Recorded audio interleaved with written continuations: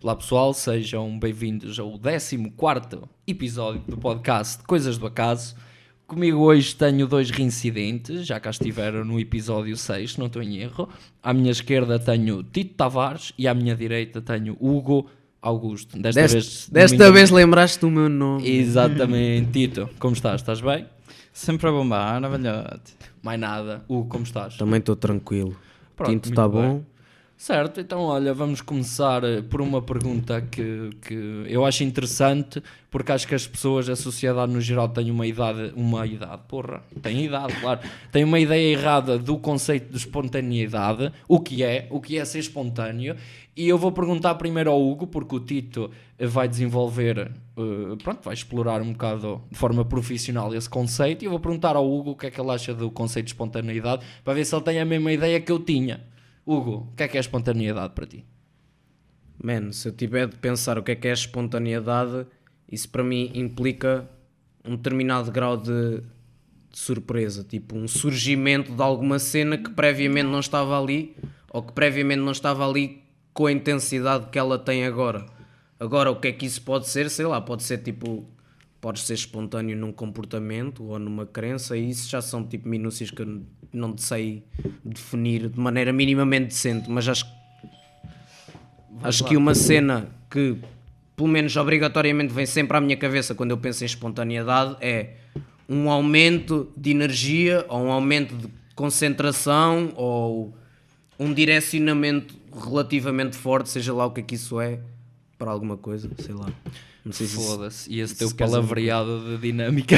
Não, mano, então já fui formatado, meu, não tens. Já estás formatado, eu compreendo, eu também com a programação neurolinguística. São fagotas letras também, portanto tenho sempre de aflorear as cenas. É, exatamente, tu és o verdadeiro psicólogo, aquele que tem que dar sempre a sua freudianice à cena, não é?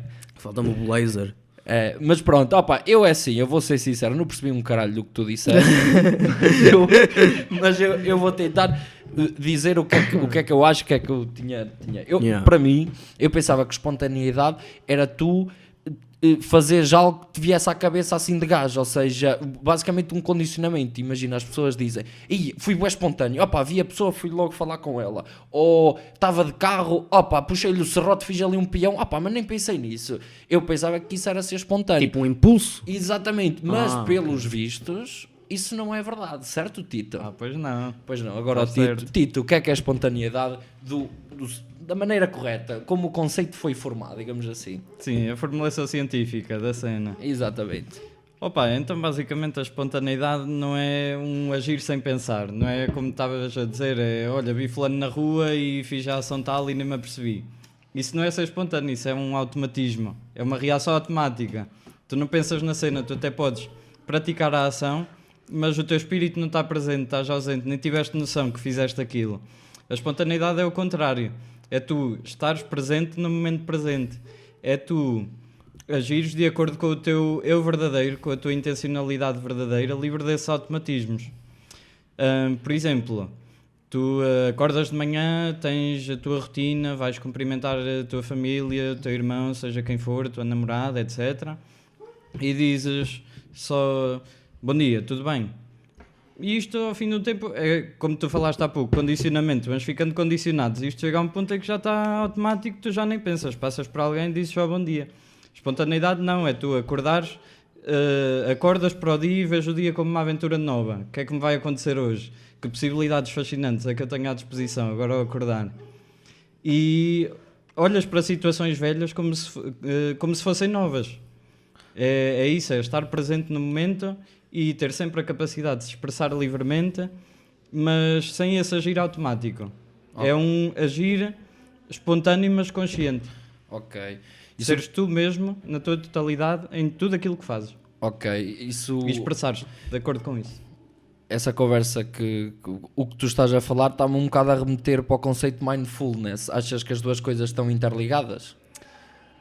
Interligadas, por acaso eu também já pensei nisso.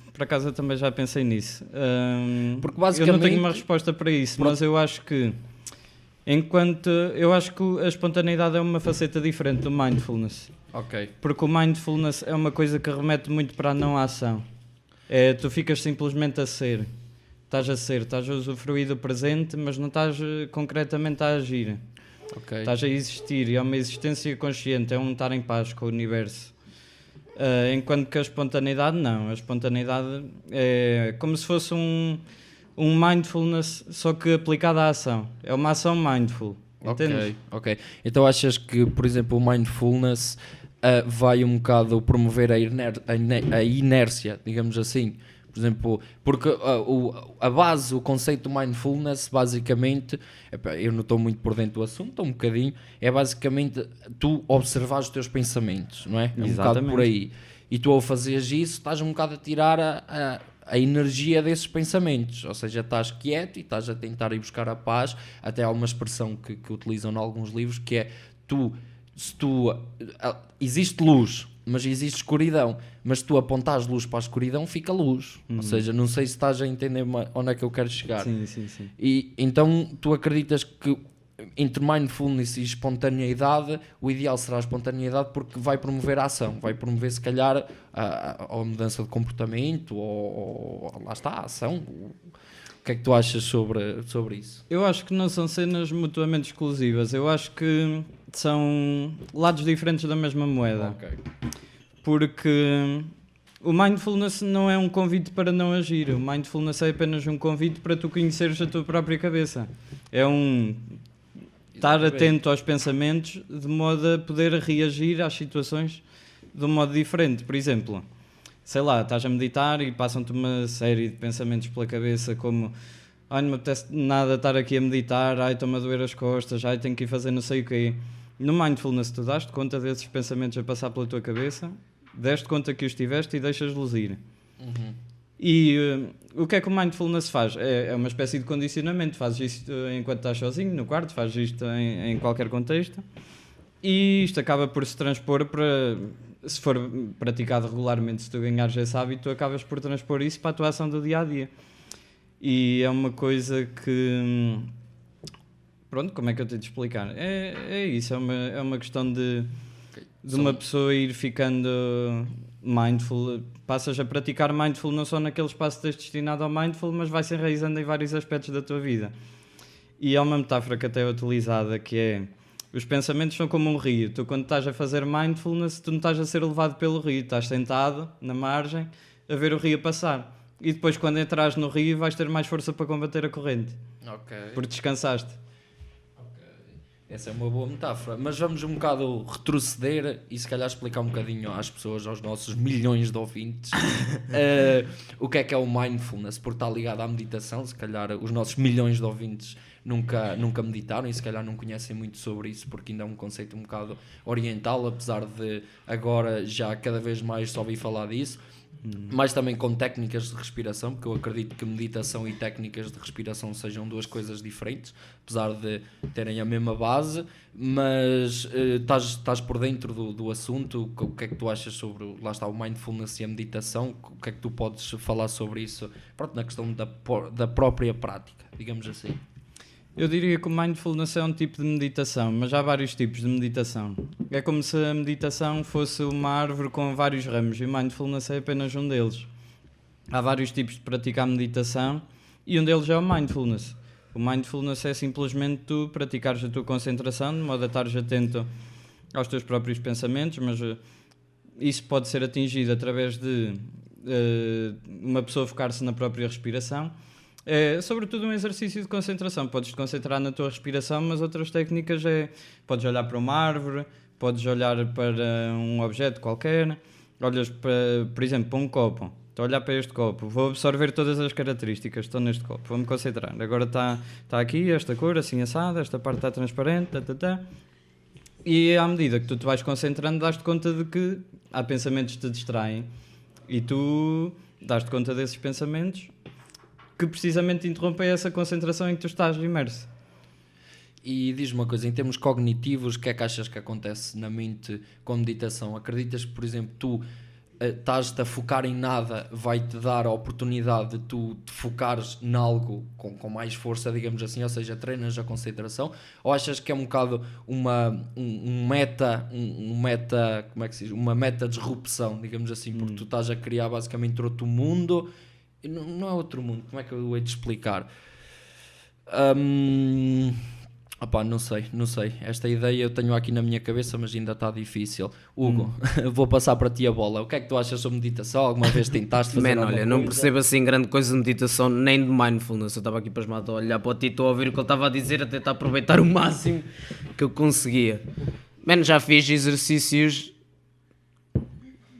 Opá, quero dizer, é assim, tu há pouco disseste que não consideravas os exercícios de respiração e a meditação a mesma cena. Não. Eu honestamente pensava que era sensivelmente a mesma coisa. No sentido em que meditação é exercícios de respiração com a introspeção, ou seja, é uma introspeção um bocado mais livre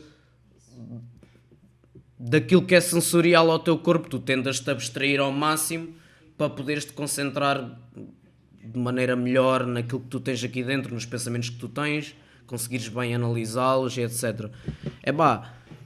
Os exercícios que eu fiz, que eram exercícios de respiração, não sei se aquilo é considerado meditação ou não, ao início para mim foi lixado de um ponto de vista de, para mim era estranho estar com os olhos fechados com um bando de pessoas à minha volta, mas isso é a minha natureza neurótica, não é? Eu não posso vir aqui e dizer-te a meditação não funciona, porque ela para mim provavelmente não funcionou porque eu não me entreguei totalmente à meditação. Eu por todos os efeitos provavelmente não fiz meditação propriamente dita, mas pelo menos a parte dos exercícios de respiração, de tentar-me abstrair um bocado e concentrar-me naquilo que eu estou a sentir, nos meus ritmos corporais,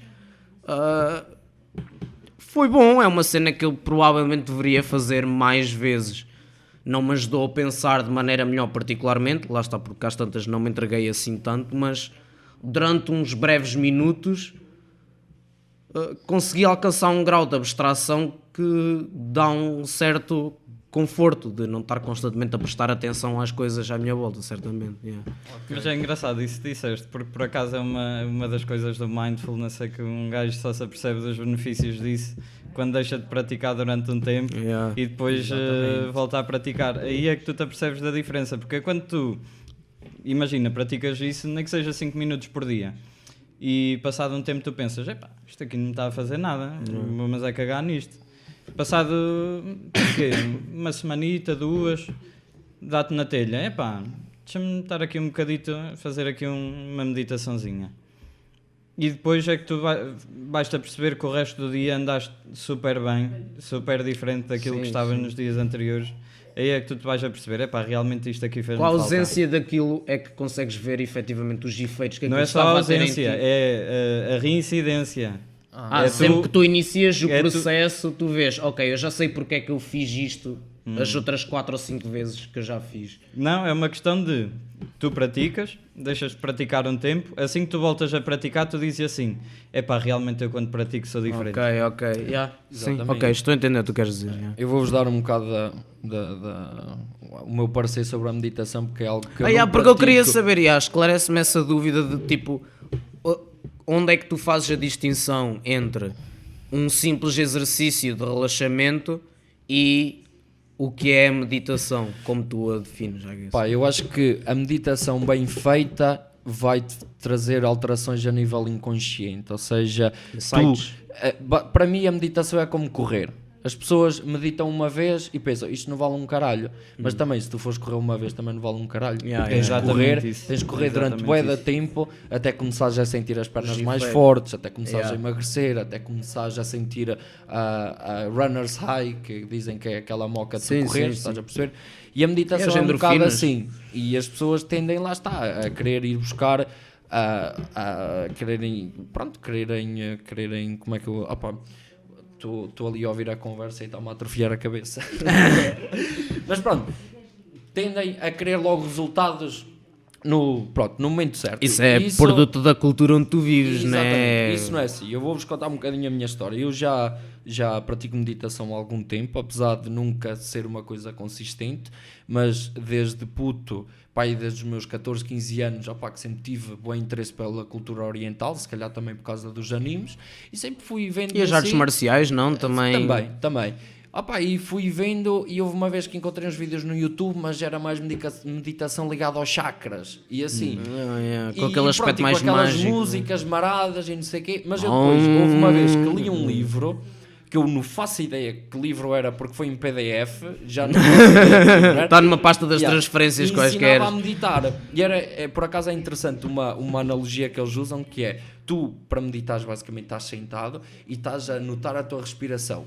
Mas eles dizem para tu notares a respiração num ponto só no teu nariz. É como se tu sentires o efeito da respiração numa zona. Exatamente, porque imagina. Mas isto são várias técnicas, depende. Eu agora não sim, faço sim, isso. sim. Mas, por exemplo, se tu estivesses a cortar uma madeira com um serrote, tu não estás a ir atrás do serrote. Tu estás focado no ponto onde o serrote passa. Estás a perceber? Okay. E basicamente a meditação é isso. É tu notares onde é que a respiração passa no teu nariz.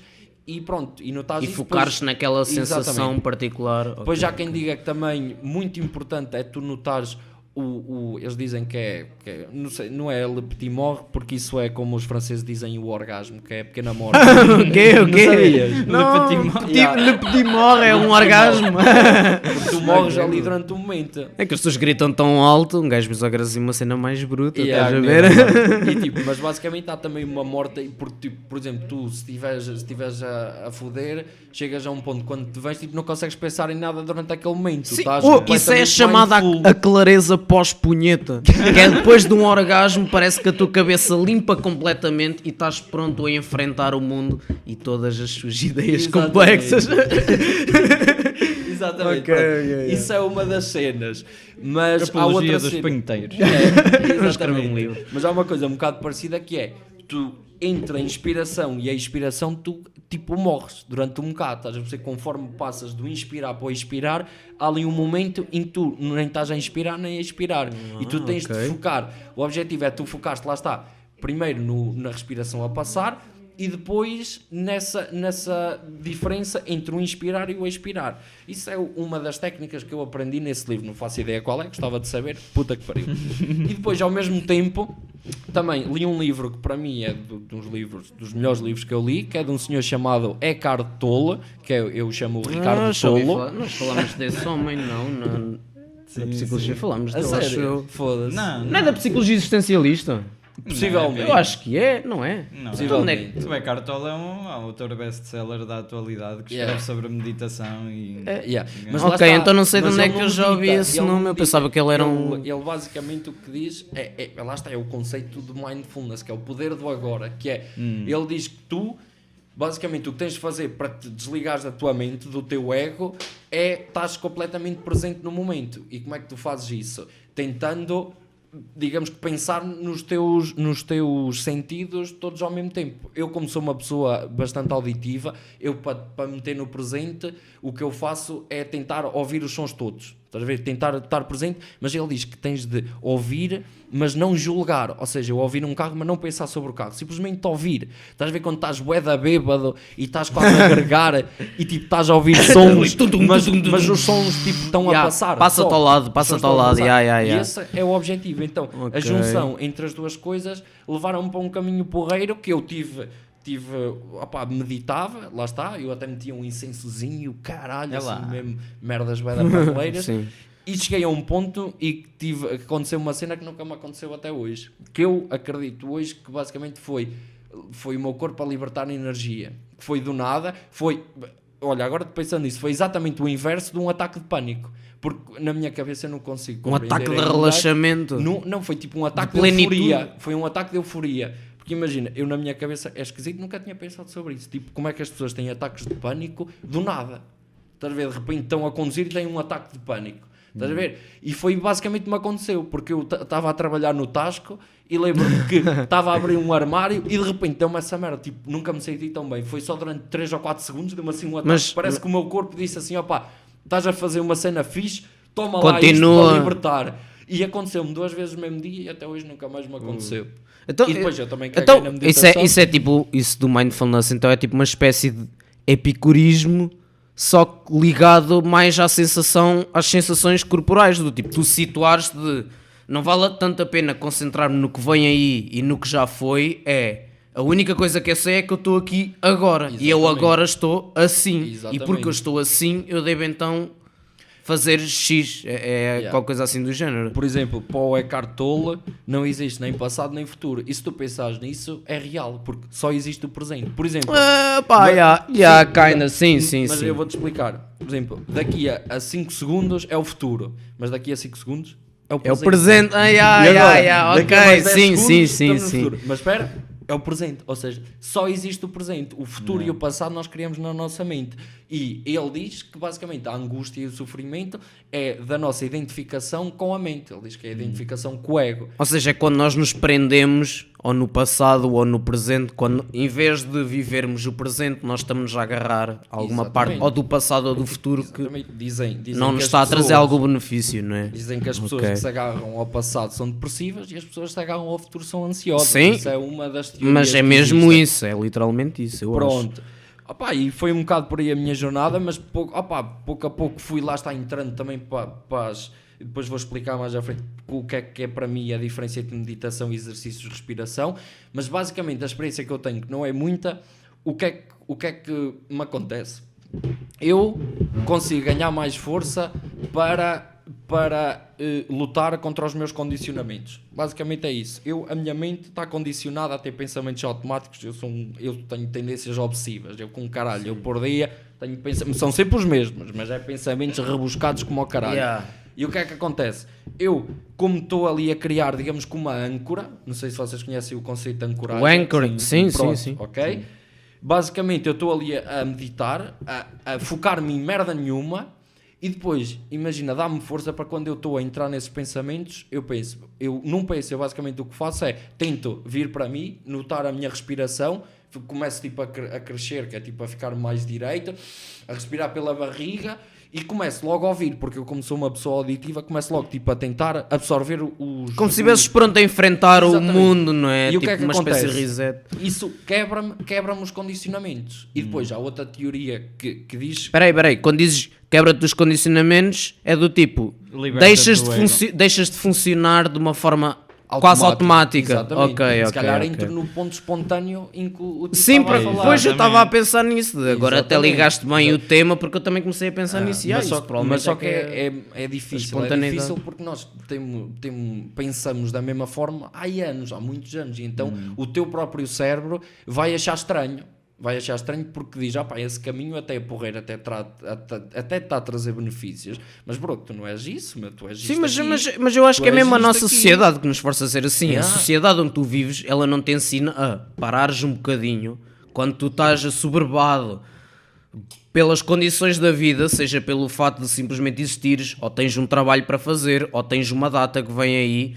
A sociedade onde tu vives não te ensina a parar e a teres a verdadeira noção de, ok, o que é que eu tenho à minha frente e quais é que são as minhas possibilidades. Eu acredito que a cultura que nós vivemos é uma cultura que está constantemente a puxar por ti. Estás cansado, não interessa, tens de correr, é agora, tens de produzir. Isto nunca para, tem de estar sempre a andar. Sem e tu dúvida. Tens de estar sempre à frente. Exatamente. Estás a ver? E se calhar esse é que é mesmo o problema. Querem tanto que nós sejamos pessoal sempre ativo, que demos o nosso melhor, que às tantas, para nós fazermos o melhor possível, não é sermos o mais rápidos possível. Se calhar precisamos de um bocadinho mais de tempo. Vale mais demorarmos um bocado mais de tempo e fazer realmente aquela que é a melhor solução do que à pressa toda a tentar resolver as cenas, porque isso provavelmente não vamos ver alguma coisa. Mas foi engraçado isso que disseste, por acaso dá para fazer a ligação com aquilo que o Rodrigues disse, que é, na verdade existe uma explicação evolutiva para o mindfulness, que, não é... como apontou na cultura de hoje, é uma cena que não é muito possível. Que é, no tempo em que a humanidade ainda estava nas cavernas e tal, e um gajo descobriu o fogo, a malta tinha o hábito de se sentar à frente da fogueira, que era pá, quando já não havia sol, já não havia luz, e a tribo juntava-se à volta da fogueira e ficavam só a contemplar Era o a fogo. televisão da altura, não era? Lá está, não era a televisão da altura, porque a televisão é uma coisa que, pronto, é como se fosse a fogueira de hoje em dia, mas é diferente, porque enquanto que a fogueira não te dá informação nenhuma, tu estás só a contemplar, estás a ir harmonia com o que está a acontecer aqui e agora. Quando estás a ver televisão, estás a ser bombardeado com informação. Passivamente, não é? Estás a Só observar a- aquilo que saiu da mente Yeah. de outras pessoas, em vez de estares a Exatamente. observar aquilo que sai da tua. Estás a ser Yeah. motivado. Sim, Estás não, a mas perceber, isso é mesmo verdade. aprendizagem social. Exatamente, mas é tal como tu disseste, a sociedade de hoje em dia não promove isso. Mas não é, há o um momento que tu dizes em é- que toda a gente para à frente da fogueira e só absorva os eventos do dia e fique tranquilo, em harmonia com o mundo, etc. Hoje em dia isso não é incentivado pela nossa cultura. Mas não, o que tu senhor? dizes já é verdade, tipo, a televisão, tens um exemplo tão simples como as publicidades. Se tu parares um bocado e tu veres um anúncio e tentares pensar mesmo o que é que o anúncio me está a dizer a mim, o anúncio não vem com falinhas mansas de tens X problema, aqui tens uma possível solução para resolveres o teu problema. Não, aqui eles vai o rei Fernando Mendes. Sim, eles são muito mais incúteis, eles caem logo em cima de ti, é tipo, estás mal, tu tens de resolver esse problema, tu não podes estar mal, olha aqui, esta é a melhor solução para tu deixares de estar na merda. Eles caem logo em cima de ti, estás a ver? Independentemente de tu teres capacidades ou não te adaptares a uma velocidade, a uma mudança tão grande como essa, não é? Exatamente. Nós agora somos formatados para ser máquinas para trabalhar e para produzir. Eu acredito. Eu acho que a sociedade, lá está a andar para um caminho exatamente inverso ao mindfulness. É produto do capitalismo, mas isto é a minha Pronto. opinião de escredalha de merda. Pronto, já vamos entrar por aí, Mas pronto, agora vou explicar qual é que para mim é a diferença entre exercícios de respiração e a meditação. Lá está, como eu referi, para mim a meditação é algo que fazes todos os dias e que te vai modificar, digamos assim, de forma inconsciente. Tu, quando dás conta, já és outra pessoa, digamos assim. E se calhar, para melhor, o objetivo é esse. Porque também promove a compaixão, promove, muitas vezes, eu acredito que os seres humanos são como os animais, inatamente são programados, digamos assim, para tirarem boas energias do outro ser humano. E Serem muitas cooperativos? vezes, cooperativos e na conversação, opá, gostarem de conversar e gostarem de estar com as pessoas. E hoje em dia, vês que a maior parte das pessoas se calhar não faz isso e tem sempre aquele filtro de, olha, este gajo quer-me foder, este gajo isto e aquilo. Sim, o egoísmo nunca teve tão Exatamente. alto. E eu acho já. que o mindfulness vai um bocado retirar isso e vai trazer a verdadeira experiência, digamos assim. Sim. Mas pronto, isso já são teorias. Não há mindfulness sem ética. Pronto, exatamente. Agora, os exercícios de respiração, eu acredito que vão mais modificar o teu estado no momento. Por exemplo, lá está, isto já também vem da programação neurolinguística, porque a programação neurolinguística diz que não existem pessoas depressivas. Existem pessoas que estão em estados depressivos. Só que esse estado é o estado predominante. Ou seja, tu és depressivo, Concordo. mas durante o teu dia vais entrar em estados que não são depressivos. Vais brincar com o teu gato e naquele momento não estás depressivo. Vais falar com uma pessoa que tu gostas e que não tens problemas em falar com ele e não estás depressivo. Ou seja, basicamente é um conjunto de vários estados e o estado predominante é o estado depressivo. O mais frequente, o mais incisivo. Exatamente. Ok, Pronto. ok. Isso é a teoria.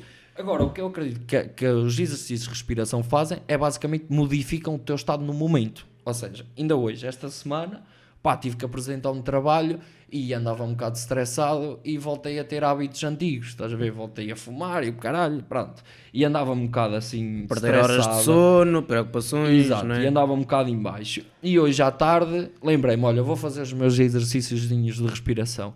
Fiz, modificou-me completamente na hora o meu mindset. Mas durou-te para aí quanto tempo? Quanto tempo é que achas que tiveste nessa moca, entre aspas?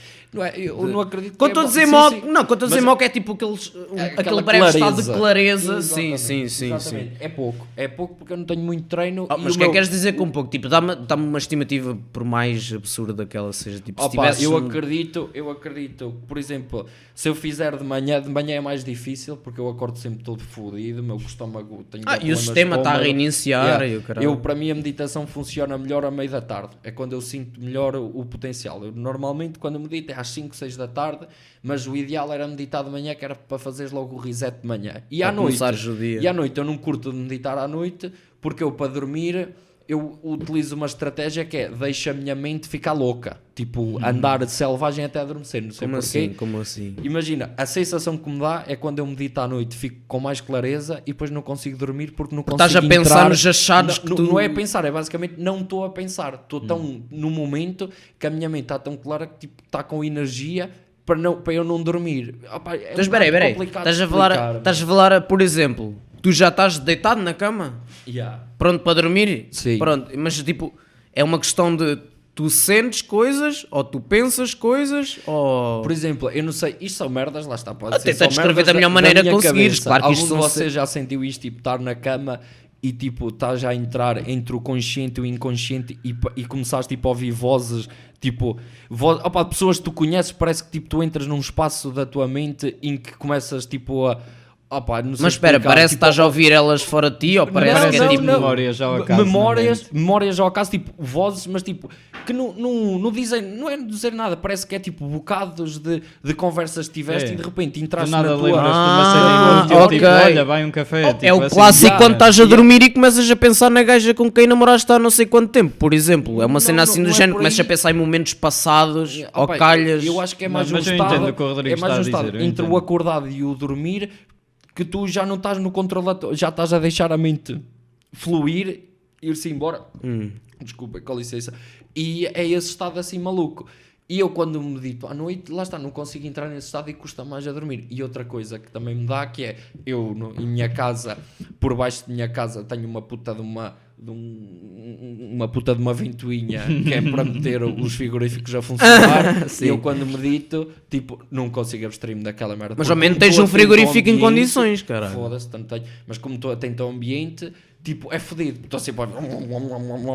E agora tenho uma hélice fodida, ainda pior. Mas... Eventualmente habituas, mas para Tentas lá fazer um mindfulness em que te focas só no som da ventoinha. Opa, já tentei fazer tudo. Pode mas ser é tipo fodido. ruído branco, acho que há pessoas que até compram mesmo discos. Yeah. Ou por exemplo, eu já tentei utilizar isto para estudar, por exemplo, eu quero ler, mas se estiver tudo silencioso, eu já sei que os meus pensamentos é que vão tomar o palco principal e eu vou estar a ouvir as vozes daquilo que eu estou a pensar. Mas se eu, por exemplo, chego ao YouTube e meto uma playlist de tipo aos sons do mar ou um rio a correr e tipo, sei lá, aqueles vídeos com títulos bem estúpidos do tipo Nature Being Beautiful 10-hour compilation relaxing sounds, uma merda assim toda estúpida, estás a ver? Yeah. Aquilo, claro que tu tens barulhos que surgem do nada e que até podem perturbar aquele barulho periódico e a calma que tu estavas a ouvir, mas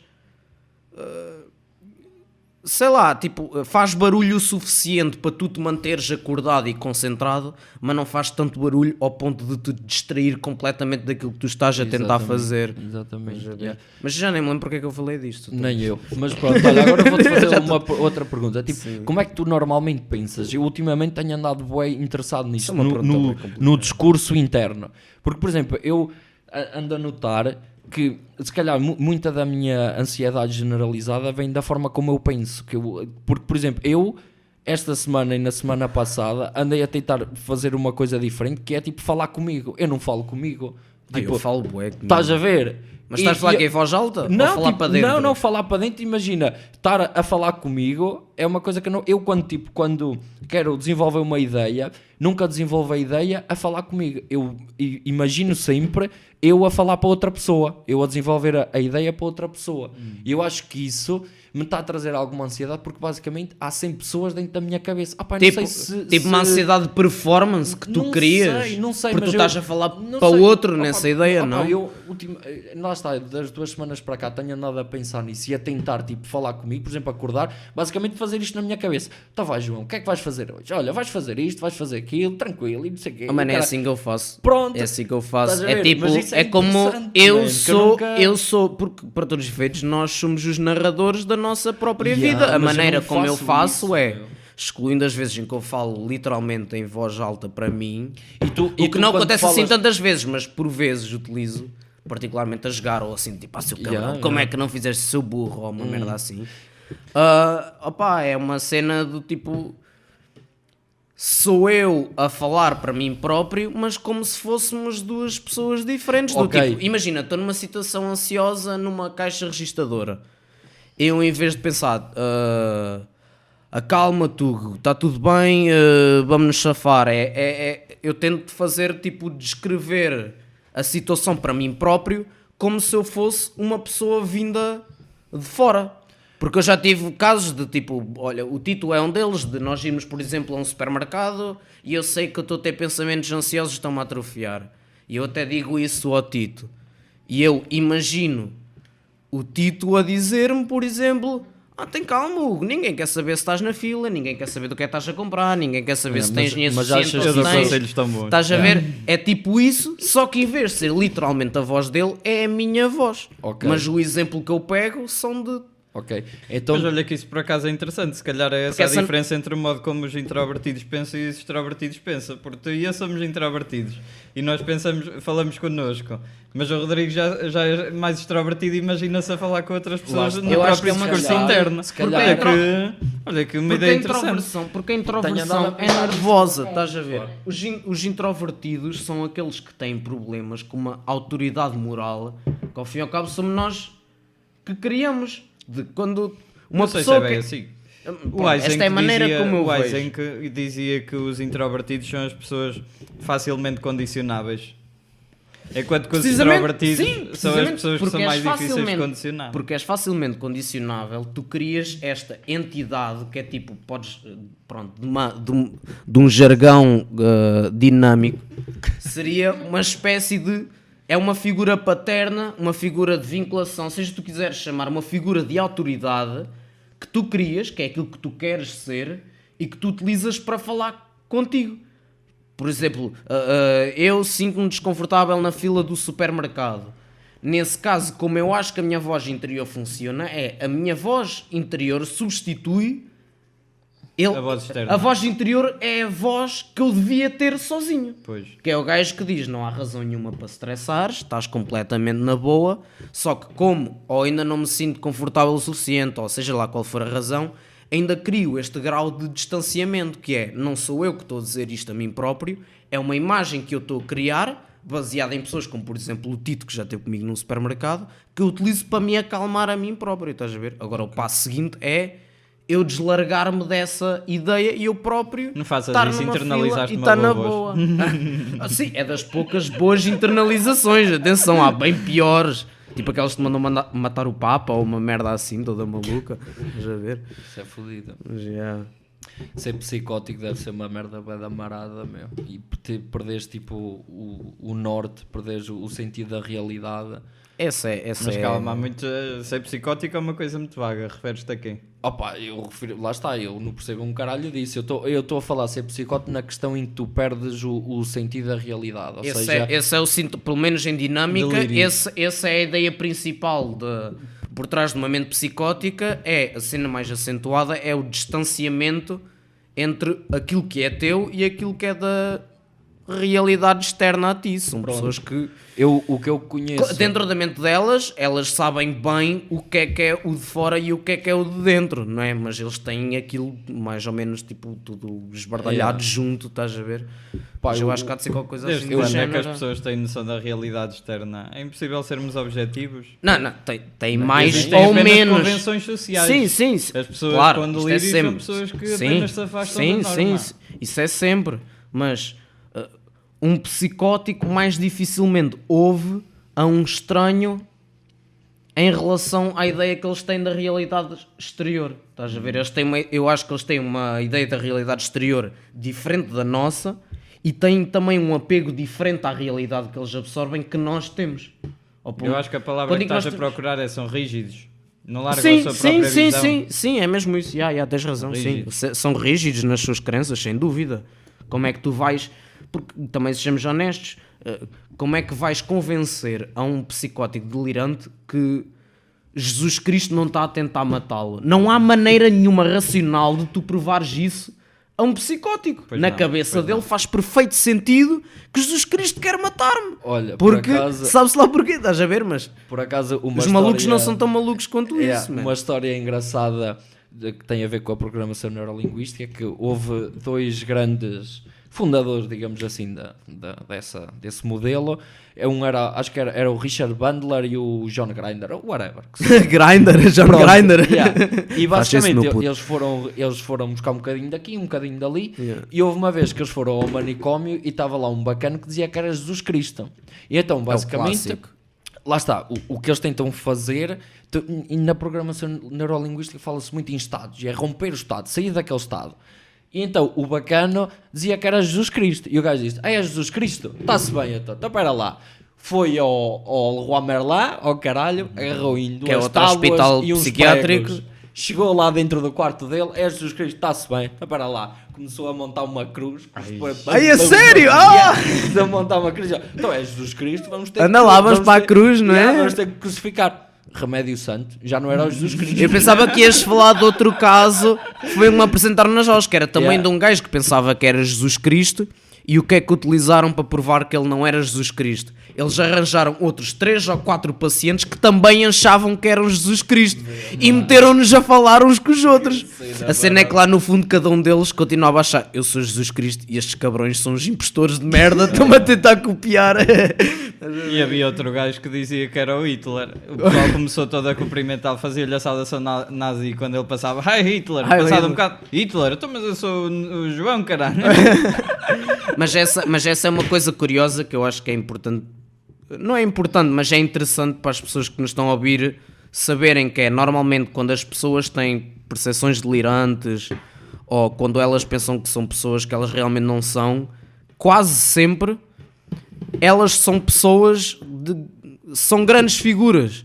Ou quando são perseguidas, elas não são perseguidas ou por um cão ou pela vizinha de baixo. Quando são perseguidas pela NASA. Quando são perseguidas pela CIA. Quando eu não sou o Hugo, eu sou o Napoleão Bonaparte, ou sou Jesus Cristo, ou sou Adolf Hitler, estás a ver? Acho que, não sei se... Estás a falar de casos extremos, mas há pessoas que mesmo no dia-a-dia, estou aqui a falar contigo, estou a olhar nos olhos e tenho paranoia e estou a pensar: se cabrão, tu estás-me a querer foder, tu queres-me fazer nada, fiz que és meu amigo, mas tu não és. Tipo, aqui estou a falar daquele psicoticismo bruto, sim, aquele psicoticismo mesmo que não podes questionar sequer se aquilo é psicótico ou se não é. Mas eu creio, não sei se foi o nosso professor Alferes que nos diz que o delírio tem um caráter meio que narcísico, estás a ver? Porque isso implica que para tu seres perseguido por alguém é porque tu tens algum grau de importância, estás a ver? Porque um stalker não ia começar a perseguir uma pessoa que não conhece de lado nenhum e que não tem nada de valor, estás a ver? Agora, atenção, isto, eu não estou a querer dizer que um gajo que sente que é perseguido acha que é o melhor gajo de todos os tempos. A cena é que inconscientemente as ideias deles pressupõem que há qualquer coisa de especial neles e os que estão à tua volta ou querem impedir-te de partilhar isso ou querem fomentar bué isso. Exatamente. E eu até vou um bocadinho mais longe. Eu, por exemplo, eu sou uma pessoa ansiosa, sempre fui.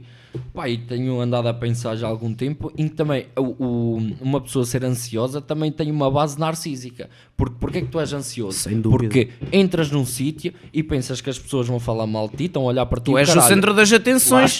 Mesmo quando tu dizes que não queres ser, tu pensas que és o centro. Tu chegas lá e pensas que as pessoas tipo... vão sair da vidinha delas. Ninguém quer saber se o teu cabelo está penteado ou não, man. Ninguém quer saber. Pronto, isto são outras cenas que eu, por exemplo, também tento dizer a mim próprio, que é sentes que estás com uma postura meio estranha na fila do supermercado, mas depois também penso: eu não estou a prestar atenção à postura dos outros fagotes à minha volta, porque é que eles vão de querer saber se eu estou com as mãos nos bolsos, se eu estou já a mexer na carteira para tirar o dinheiro, seja lá o que for, estás a ver? Mas concordo, eu acho que não levava essa categorização a esse nível. Eu acho que isso também é uma questão de evolucionismo, estás a ver? É uma questão de... Nós na pré-história, o teu papel no grupo era decisivo, tu se não pertencias à tribo ficavas sozinho, morrias, não tinhas hipótese. O ser humano sempre existiu para existir em cooperação. Estás a dizer aquela pressão para sermos minimamente aceitáveis ao pé dos outros, para podermos existir. Okay. Essa ansiedade que as pessoas sentem é apenas uma versão mais extrema daquilo que é uma necessidade evolutiva do ser humano, que é a necessidade de conviver, né? Porque o ser humano sozinho não faz nada. O que é que tu fazes? Aparece-te um urso à frente, o urso fode. Enquanto que se estiveres com 4 ou 5 gajos, a história é diferente.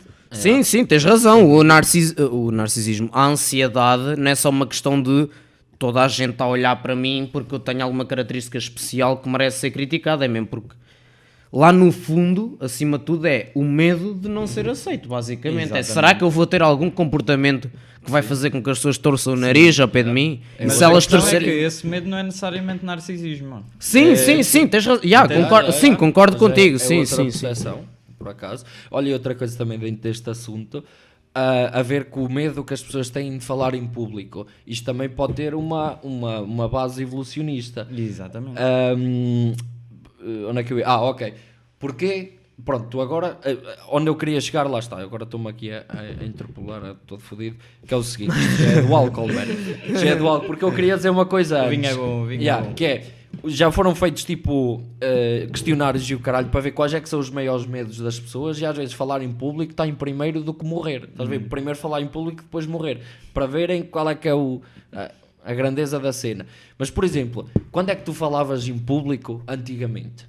Nos tempos das tribos e o caralho, era só quando estavas fodido. Se tu tivesses falar em público, tivesses pedir ajuda. é porque estavas no tribunal para te cortarem a cabeça ou da porque... pila. Estás a ver? Ou seja, também pode ser um medo que venha daí, que antigamente quando tu falavas em público, se não fosses um líder, são situações sérias, no mínimo são situações sérias. Sim, isso também pode ter uma origem nesse não, caso, eu acho que é uma isso foi explicação que faz teoria perfeito sentido.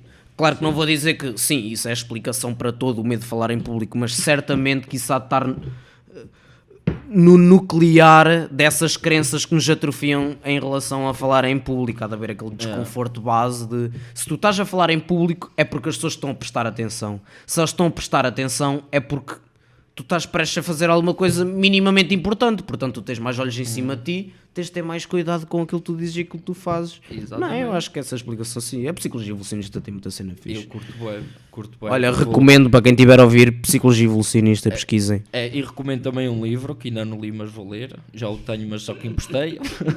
Que é o livro chama-se Sapiens e é de um gajo qualquer, que é historiador. O Harari? É Harari. Harari. E é um livro bastante interessante que lá está, no mundo do desenvolvimento pessoal e dos gajos de negócios e o caralho, é um livro que eles recomendam muito. Ok, mas tipo, eles falam da postura que tu deves ter no mundo do negócio. Não sei, e depois tipo, pegam nisso para a vida, para o resto da vida. Sabes que hoje em dia andas a ver outro lado dos gajos de negócios, porque antigamente, que é o que muita gente conhece, é os gajos de negócios que chegam ao topo, são aqueles gajos que comem toda a gente e não têm escrúpulos e o caralho. Já sabes a minha opinião. Pronto, em relação mas agora a isto. há outra gama, digamos assim, que é os gajos que tentam chegar ao topo de uma forma sustentável. Pensam assim. além. E tem outro tipo de abordagem perante a vida e perante as suas equipas. Porque se pensarmos bem, tu estás a foder o teu empregado, a querer que ele trabalhe como ao caralho, a longo prazo não é produtivo, porque se tu não estás lá, o gajo não vai fazer um caralho. Agora, se tu motivares o gajo, se tu lhe des boas... Estás a falar na posição enquanto patrão? Como líder, enquanto líder. Porque para mim um chefe e um líder são pessoas completamente diferentes. Um bom chefe pode ser um chefe, pode ser um líder. Mas tu agora estás a falar de um líder, certo? Pronto, exatamente. Mas quando estás a falar de um líder é tipo um gerente ou um patrão? Um líder até pode ser um colega teu. Tipo o chefe de secção ou o gajo que toma... ok. Exatamente. Por exemplo, tive um chefe que para mim ele era um líder, que foi o meu primeiro boss, que era o gajo das telecomunicações. Já era uma pessoa que lá está, que estava lá para servir. Estás a perceber? Porque um líder não está lá para as pessoas o servirem a ele, está lá para servir as pessoas. Está para te ajudar a seres a melhor versão de ti próprio, não é? E depois há outra que eles coisa querem que que tu trabalhes. importante, que é um chefe ou um líder tem que criar um ambiente em que os teus súbditos não tenham medo de te dizer as merdas más. Sim. Estás a perceber? Sim. Isso não acontece. Mas olha que sim, isso não é o que acontece na maioria dos casos. Não. Acho que qualquer pessoa é obrigada a admitir que a maioria dos patrões são uma merda. Quer que tu dês o máximo que tu tens, mas não para tu poderes ser o melhor trabalhador possível. E quando digo melhor trabalhador é uma pessoa que, porque o trabalho é uma necessidade humana, teres um trabalho o mais recompensador ou, como é que se diz em português? Fulfilling, preenchedor. Estás a ver? Eles fazem isso, mas é com a ideia de que é para tu dares o máximo, que é para cada trabalhador meu produzir o máximo de produto e ao dinheiro e ao capital possível. Estás a ver? Mas, atenção, eu não digo que não há patrões que não queiram realmente saber dos seus empregados. A cena é que, infelizmente, não são uma maioria, estás a ver? A maioria dos patrões nem sequer conhecem os seus empregados, nem os empregados conhecem o seu patrão, estás a ver? Mas repara, tu consegues ter as duas coisas do mesmo lado, digamos assim, porque imagina, se tu estiveres a motivar o teu empregado, tu a longo prazo vais também estar a trazer benefício e lucro para ti. Ou seja, a longo prazo eu acho que é muito melhor estratégia do que tu estás a foder o gajo a fazer aquele trabalho como ao caralho e depois o gajo vai estar desmotivado. Quando não estás lá ele não faz um caralho, estás lá a pensar que ele está a trabalhar, está a ver vídeos no YouTube. Tens razão, Rodrigues. Com as bolas. Sim, tu tens completa razão naquilo que tu dizes, mas eles não veem isso, eles não querem produtividade daqui a 3 ou 4 meses, eles querem produtividade agora. E se eu não te motivando, tu não fazes o trabalho, eu mando para a rua e vou buscar outro gajo. Há 10 mil gajos exatamente iguais a ti, prontos a tirar o teu trabalho, estás a ver? Porque nós, infelizmente, nós é que os trabalhadores é que precisam dos patrões, o que não deveria ser, estás a ver? Em vez de eles é que precisam de nós, para todos os efeitos, eles precisam, porque as empresas são os trabalhadores que elas têm, ele pode tentar ajudar para tu aumentares a tua produtividade, mas se ele vê minimamente que tu não estás a dar retorno, ele não vai hesitar em mandar-te embora. Porque ele tem ali à porta mais 10 pessoas prontas a fazer o mesmo que tu fazes, às tantas até por um salário mais pequeno ou condições mais merdosas, estás a ver? Isso é que é o mal, isso para mim é que está completamente Mas isso eu acho que é fruto da própria estrutura económica que tu tens atualmente no mundo ocidental, estás a ver? Em que o objetivo da economia é unicamente trazer lucro aos acionistas e aos patrões. Esse é o objetivo da economia num sistema capitalista. Mas eu acho que isso está a mudar e tem de mudar, porque a longo prazo é muito melhor. Tem de mudar, mas eu não acho que está a mudar, atenção. Imagina, a mesma merda. Tu és uma pessoa que és má para as outras pessoas. Tu seres bom para as outras pessoas é bom e ao mesmo tempo é a melhor estratégia que tu tens. Porque se és bom para aquela pessoa, há uma maior probabilidade dela te ajudar. Há uma maior probabilidade de fazeres um networking. Há uma maior probabilidade de criar relações mais fortes. Estás a perceber? E para mim o que é estúpido é que seres boa pessoa e quereres o bem para as outras pessoas, em termos estratégicos, é a melhor estratégia que existe. Certo. Mas porquê que não é assim? Mas tu tens de entender, eu acho... Atenção, esta é a minha perspectiva. Não sou economista, não sou nenhum fagote importante. Mas a maneira como eu vejo é... eles não têm... Porque tens de ver que isso é tudo muito plausível. Se tu tiveres tipo 10 ou 20 empregados. Mas quando tu és dono de uma multinacional e tu tens mais de 10 mil empregados, mesmo que tu queiras, o que a maioria deles não quer, nenhum patrão vai individualmente falar com cada trabalhador sempre que ele tem uma dificuldade e motivá-lo a trabalhar mais, estás a ver? Mas tu aí o teu patrão deixa de ter cara, estás a ver? Tu não trabalhas para uma pessoa que te pode ajudar a ser melhor ou pior, tu estás a trabalhar para uma marca e essa marca é composta por dezenas de pessoas que tu não conheces de lado nenhum. Portanto, eu acho que é normal analisar a situação da perspectiva do capitalismo. Sim, isto é o escardalho em mim, tipo assim, cá para fora, isso não há hipótese. Quando falas em patrões e líderes, não há hipótese. Quer dizer basicamente é que aquilo que faz um bom líder é a capacidade dele de servir os melhores interesses daqueles que são liderados. Pá, imagina, por exemplo, o Hitler. O Hitler pode ser considerado um grande líder, ele conseguiu unificar toda a Alemanha e quase conquistava a Europa. Ele era um grande líder, era um otário de merda, mas era um grande líder no sentido em que ele era bom a ser líder, sem dúvida. Pá, era aquele que melhor servia os interesses daqueles que o puseram lá. Exatamente. Sim, isso é completamente verdade. É uma cena difícil de concordar, mas é verdade. Enrabados na Primeira Guerra Mundial, o gajo meteu a culpa toda nos cabrões que os enrabaram. Claro, a Segunda Guerra Mundial, qualquer pessoa que veja um bocadinho de história dá para entender o porquê da Alemanha ter feito aquilo que fez. Isto não significa que é correto ou não é incorreto, mas há explicações bué claras que levaram a Alemanha a estar como estava naquela altura, porque eles foram enrabados por toda a gente, não é? E o Hitler chegou e ofereceu uma solução. Também escolhi um exemplo mau, que a Alemanha não é o melhor exemplo para se falar, a Alemanha nazi. Mas, sei lá, tu pensas em alguma grande revolução, como, a revolução da independência dos Estados Unidos da América. Era preciso tu teres um grande líder para conseguir unificar aquela merda toda num só Estado, não é? Porque, aquela merda era enorme. E já que estavas a falar de capitalismo, todo aquele país foi fundado em interesses capitalistas. Claro. Eles só queriam ter o seu dinheiro Por causa das independentemente taxas da Inglaterra. Sim, não é? por causa a Inglaterra estava-lhes a meter taxas e não os deixava trocar livremente, Portanto, é verdade. epá, apesar de haver esses interesses económicos à mão, o que os gajos fizeram foi encontrar um líder político que conseguiu fundar o país com ideais comuns, que é, pá, aqui é a terra da liberdade, nós não temos que pagar impostos a ninguém, pá, vamos a lutar por aquilo que é nosso. Liberdade para Motivas o todos, pessoal, a exatamente. não ser que sejas preto. Portanto, ou mulher. Exatamente. A não ser que sejas preto ou mulher. Exatamente. Yeah. Todos os grandes líderes têm grandes falhas, mano. É essa a cena. É que tu não podes fazer uma pergunta que é, então, mas pá, olhas para um gajo, por exemplo, o Churchill. Churchill era incrivelmente racista. Sim, era um pigo de Pá, merda em relação aos o gajo- indianos, ele era um vagabundo de merda. Yeah. Não só os indianos, mas pronto. Sim, mas Fazes a acho que pergunta, o gajo era um herói ou era um vilão? É pá, era um pouco das no duas. geral, mas, Pá, era mas, um pouco das duas. mas imagina que tu tinhas de dar uma resposta Mas qual é- definitiva, ou dizias ou herói ou vilão. Não posso dar uma resposta definitiva porque essa pergunta Eu provavelmente é errada. calhava mais para o Essa herói. pergunta é Apesar dele errada. ser um piece of shit, eu acho que se na altura da Segunda Guerra Mundial não tivesse lá o Churchill e se fosse qualquer outro faggot, provavelmente não iria ter a pujança que teve, estás a ver? Porque o Churchill, ele era um político de merda, até porque depois do fim da guerra ele foi mandado logo embora, mas ele era uma pessoa que sabia puxar pelos interesses da população e sabia motivar a população. Os discursos dele já foram replicados por tipo, sabe-se lá quanta gente, mano, porque o gajo sabia puxar, ele até utilizava mesmo a linguagem coletiva para conseguir juntar gente de diferentes estratos sociais em acreditarem na mesma cena e terem o mesmo objetivo. E ele não fazia isso ao calhas, ele sabia bem o que fazia, estás a ver? Mas aqui entra uma outra questão que é, pronto, tudo bem, um grande líder é aquele que melhor serve os interesses dos liderados, mas a questão é que um grande líder não pode ser um grande líder sempre com as mãos limpas. É como dizia o Maquiavel, isto tu podes ser muito bonzinho, mas se tu fores muito bonzinho tu não vais chegar a lado nenhum. Ninguém sai daqui sem estar manchado de sangue, não é?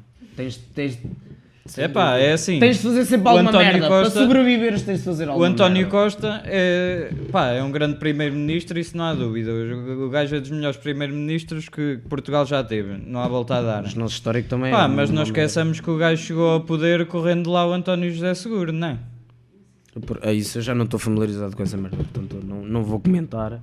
Mas, fuck PS. Pá. Partido Socialista, o caralho, Portanto, meu. é assim, é um meio termo. É assim, o cara de líder é um cara que tu não alcanças à toa. Tu tens que sujar um bocadinho as mãos. Sim, concordo. Mas a questão é mesmo essa cena. Isso faz parte daquelas qualidades que formam um grande líder. Tu, para servires os interesses da grande maioria, tens que arranjar um modo de o fazer. E às vezes o modo que tu tens de o fazer é derrubando alguém que tu achas que não tem competência para isso. Sem dúvida, eu acho que uma pessoa quando chega ao topo, nem é questão de chegar ao topo, eu acho que uma pessoa só viver já deixa de ser inocente. E dou um exemplo básico, que eu não espera ali, veja ali, é logo esta porta aqui. À direita? É essa porta aí à direita. É lá, abra. É essa porta aí mesmo. Pronto, temos aqui um colega que foi mejar, mas ele já volta. Pronto, falando um bocadinho agora da parte do veganismo, do pessoal que é vegan.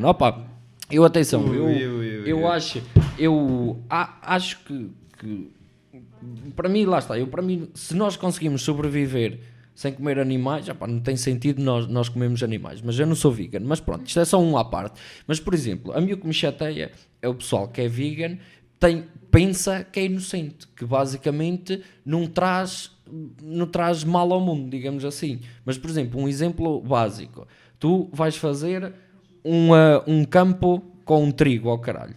Nesse campo vai haver ratos, minhocas, pássaros, vai haver isso tudo. Tu, para tratares esse campo, vais matar esses animais todos. Agora eu pergunto, para ti a vida de um rato e de uma vaca é igual? É diferente? Porque é que o rato, por ser mais pequeno, tem uma vida, não tem tanto valor? Porque é que tem mais? Ou seja, estás a perceber, tranquilo, és vegan, mas tu tens de perceber que não é isso que te faz não trazer mal ao mundo, porque se calhar trazes menos, mas trazes, estás a perceber? Isso é que me faz um bocado de confusão, porque eles têm um bocado a noção de que basicamente, não trazem mal ao mundo. E depois outra merda que é, não é a maior parte, mas muitos do pessoal que é vegan fuma ganzas. Pronto. De onde é que vêm as ganzas? Vêm importadas. Quantas vidas são estragadas, vidas humanas, por causa disso? Para um gajo estar aí a fumar umas ganzas, quantos gajos têm que ficar no aeroporto e apanham 15 anos de cadeia, 30 anos de cadeia? Quantas pessoas são mortas nos cartéis com machetes à machadada a cortarem-lhes os braços e o caralho? Estás a perceber? E é um bocado também por aí que é, ninguém neste mundo é inocente e nós temos que aceitar. A gente a ser morta por cartéis e o caralho. O gajo vem de mijar, acaba de estar com a mão na pila e tu falas-me cortar membros e o caralho. Estás a gozar, mano. Lá bem, não te preocupes. Mentira, isso é mentira do século, que é o pessoal que lava as mãos a mijar. Não, isso é...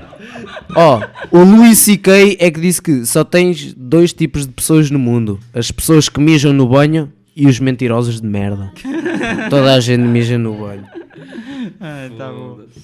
Mas em relação a essa pergunta que fizeste, isso é um tópico muito complexo.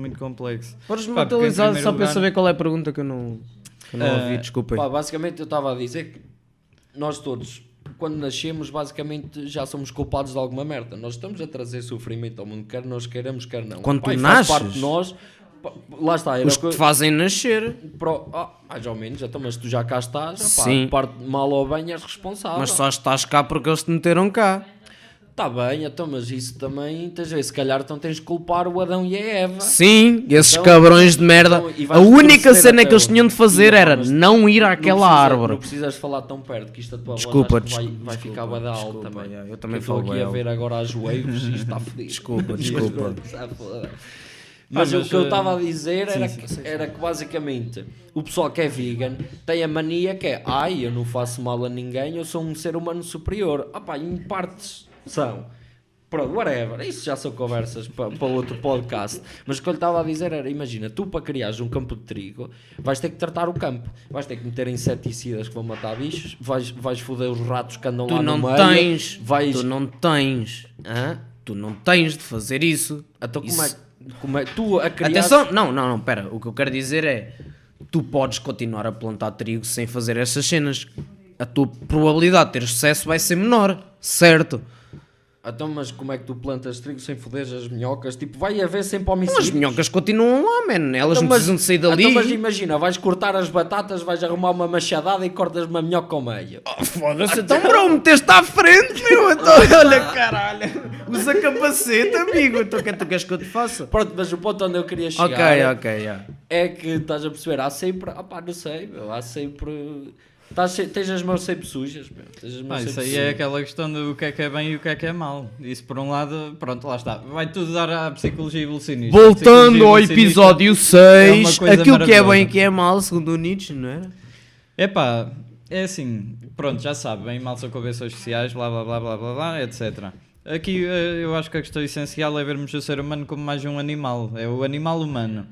E, um animal é um animal que sente semelhante aos outros, está inserido dentro de um ecossistema. Ao mesmo tempo ele molda o ecossistema, mas o ecossistema também se adapta a ele. Se não existissem abelhas, provavelmente não havia tantas plantas. E sem plantas também não havia abelhas. Portanto, o sistema é uma coisa que acaba por funcionar em retroalimentação. É algo que se adapta a si mesmo e que vai evoluindo constantemente. Autossustentável, não é? Portanto a questão é tudo uma questão de adaptação, porque se toda a gente fosse vegan, o mundo era de um modo, mas como toda a gente não é vegan, o mundo é do modo que é. Mas se as coisas mudassem, o mundo adaptava-se, ia continuar a existir bem, ia continuar a existir mal, porque bem e mal são construtos da mente humana. Mas se tu fores a ver, de acordo com os padrões do universo, nada de significativo mudou, simplesmente o ecossistema mudou, transformou-se, algumas espécies extinguem-se, surgem outras, mas continua tudo em andamento, só que de um modo diferente. Portanto, onde é que está o bem e onde é que está o mal? É onde nós o vemos, não é? Mas olha, também pensei numa merda, isto já não sei há quanto tempo é que eu pensei isto, mas deixa ver se eu ainda consigo reformular a ideia, que é também a ver com o veganismo, que é, a mim faz-me um bocado de confusão como é que as pessoas viviam antigamente e tipo estavam constantemente a ver pessoas mortas no chão, pessoas desmembradas e o caralho, a vida era mesmo bárbara, agressiva, e as pessoas viviam na boa. E eu penso, se o mundo for vegan, daqui a bué de anos, se olharem para fotografias de uma charcutaria, vão ficar horrorizadas. Verdade. Estás a ver? Vão olhar Eu e fico vão maravilhado, olhar. alheiras e... Mas imagina, ai, Eu vou tu comer vais, cadáveres. tu vais ao talho e tens lá, Na boa, bro.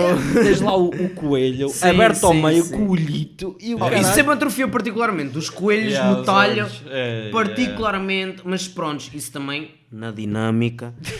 Existe mesmo a ideia do mal olhado, não é uma cena que vem do nada, é o olho mau, é a cena que te observa, mas não está ligada a ti, julga-te e o caralho. Mas tu sabes que aquela Tipo o olho merda do está Sauron. morta. O olho do Não, Sauron. mas é literalmente isso, o olho do Sauron no Senhor dos Anéis utiliza esse arquétipo, que é o olho que tudo observa, o olho intrusivo, O olho mau. o olho mau, basicamente. Sim. Não sabia que era disso.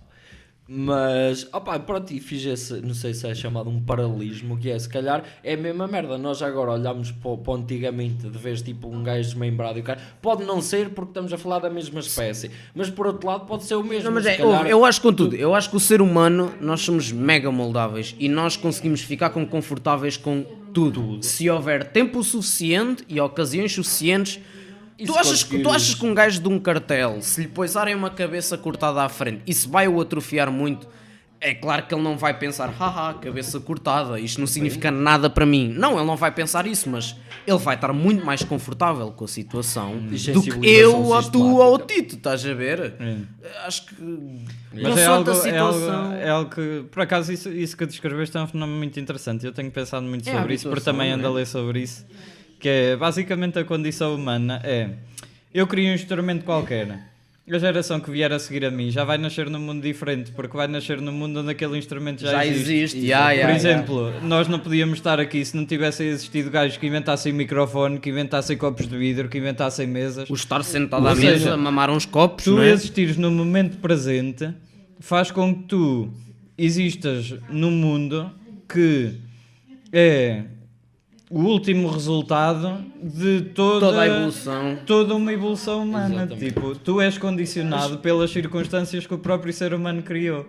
É, o próprio Stephen Hawking diz, nós vivemos sobre os ombros de gigantes, man, porque são gente que já existiu antes de nós e criaram todas as convenções científicas, sociais, culturais, tudo isso é que justifica a razão pela qual nós fazemos as cenas agora como as nós a fazermos. E no futuro, às tantas eles vão usar as mesmas razões ou razões completamente diferentes, mas eles vão estar confortáveis com X coisas e desconfortáveis com Y coisas. E Epá, eles lá podem está, não ser as lá mesmas está. que as nossas. Lá Estás a está. ver? Exatamente o problema de hoje é que a maioria das pessoas existem num mundo que foi criado por gerações e gerações e não têm noção Conforto, muito daquilo- conforto. não tem noção dos princípios com aquilo em que eles vivem foi construída. Por Eu acho exemplo, que foi o distanciamento da verdadeira angústia. Por exemplo, eu acho que toda a gente sabe que as crianças em África passam fome, mas a maioria das epá, pessoas... é uma coisa tão simples Mas como espera. tu vais à escola, estás a olhar para um quadro cheio de matemática e tu assim, epá, matemática, que esta merda, epá, Mesmo, eu odeio fuck isto, matemática. isto não tem utilidade nenhuma. Epá, mas puta que pariu, se não houvesse matemática não havia esse copo que tu tens na mão, tipo. True. Epá, e as pessoas não têm noção dos fundamentos do mundo em que vivem, esse é que é o problema. Por isso é que eu Mas a recomendo- nossa educação é que não puxa por essa merda. meu. Pois não. Eles, não pois nos, eles dão-nos boa informação, Incentivam mas não que tu nos sejas dizem um o observador porquê da passivo. informação ser aquela. Porque é que é isto que está a Exatamente. ser ensinado e não qualquer outra ideia. Estás a ver? Enquanto que nós chegamos à escola, não, vais aprender isto e mais nada. É assim que as cenas se fazem. Quando se tu avançares 200 anos no futuro, vão ensinar uma cena completamente diferente e eles vão dizer, não, é assim que as cenas se ensinam, é assim que as cenas estão corretas. Eles olham para trás como se nós fôssemos otários, da maneira que nós olhamos para os que vieram antes de nós, e que burros. Como é que eles não faziam isto? Como é que eles não acreditavam nisto? Estás Mas a é ver? sempre assim, isso é evolução. Yeah. Evolução é essa. Eu basicamente eu penso na evolução um bocado como uma pessoa passa 10 anos a estudar uma merda para chegar a uma conclusão. Depois o gajo que vem a seguir agarra nessa conclusão e depois com essa premissa vai passar 10 anos a estudar uma merda para chegar a outra conclusão. Não falaste o Exatamente. suficiente, amigo. Gajo- Há sempre mais cenas para pensar, há sempre mais fatores para considerar, porque estão constantemente a aparecer merdas novas. Estás a ver? Sem dúvida, sem dúvida.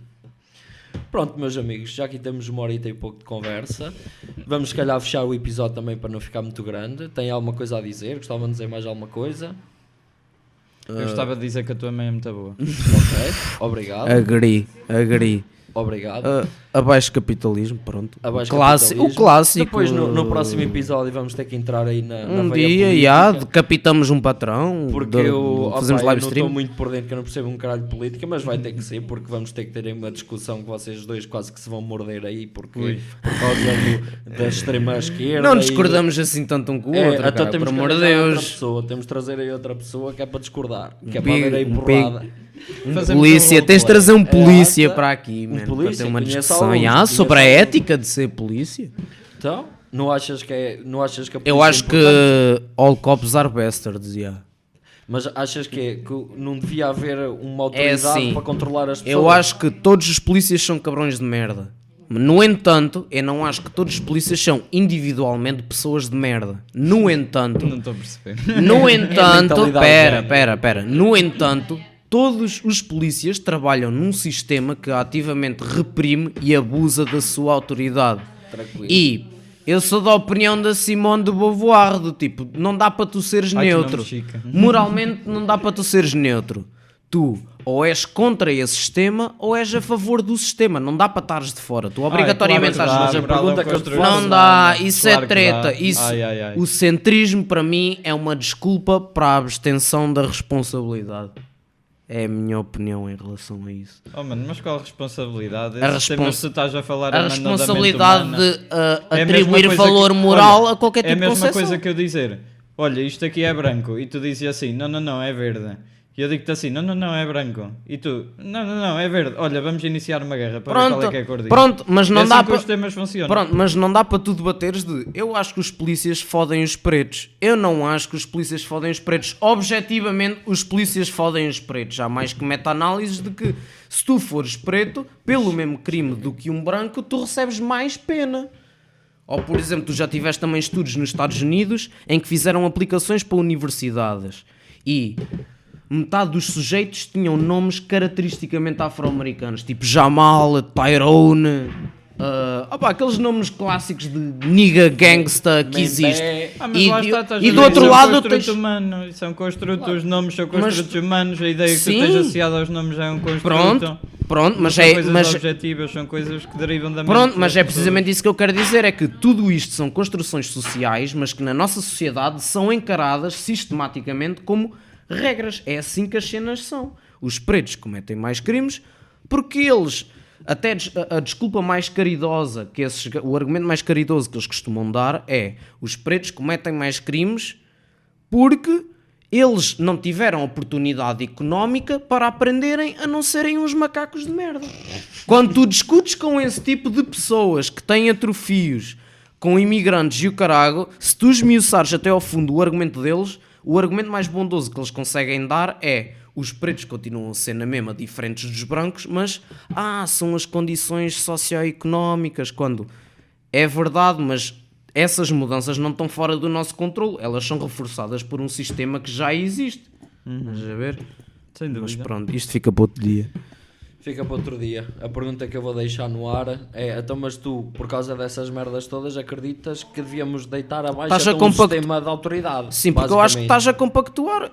Ok, claro que eu digo isto, Então, mas nunca achas tendo que não- sido polícia, mas para mim, um polícia que não é racista, mas vê, por exemplo, o parceiro dele a espancar despropositadamente um preto, se ele não faz nada, para mim ele é tão mau como o gajo que não espanca, estás a Bro, ver? mas eu E ao acho- nível sistémico, é exatamente isso que tu tens. Então, mas não achas que estás a generalizar? Estás a pegar numa pequena minoria? Mas tu estás a e tolerar, fazer- mas tu estás a tolerar qualquer gajo que esteja dentro da... Porque é inegável que a polícia exerce controle, por vezes arbitrário e sem responsabilidade sobre os cidadãos.